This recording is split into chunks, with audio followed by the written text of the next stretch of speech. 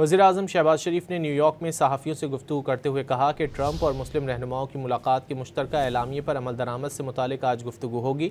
वज़ीर-ए-आज़म शहबाज शरीफ ने बताया कि नायब वज़ीर-ए-आज़म इसहाक डार आज अहम इजलास में शिरकत करेंगे, जिसमें एलामिये को अमली जामा पहनाने पर बातचीत होगी। वज़ीर-ए-आज़म ने यह भी वाज़ेह किया कि वो अक़वाम मुत्तहिदा की जनरल असम्बली इजलास में तमाम इशूज़ पर बात करेंगे। वज़ीर-ए-आज़म ने मार्का हक़ को पाकिस्तान की अजीम फ़तह करार देते हुए कहा कि पाक अफ़वाज ने भारत को शिकस्त फ़ाज दी और उसका घमंड पाश पाश कर दिया। वज़ीर-ए-आज़म ने यह भी कहा कि बांग्लादेश के साथ ताल्लुकात में दिन ब दिन बेहतरी आ रही है, इसके साथ तिजारत और सिफारती ताल्लुकात को मज़ीद फ़रोग़ देंगे।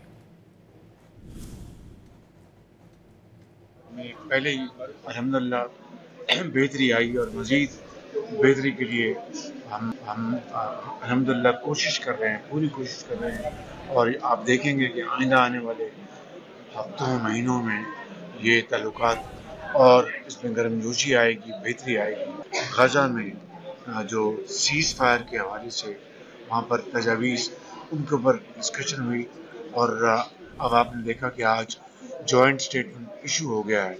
अल्लाह ने चाहा तो इसमें अल्लाह ताला का फजल होगा, करम होगा और सीज़ फायर गाज़ा में फौरी तौर पर आएगा। हमारी ये दुआ भी है, ख्वाहिश भी है।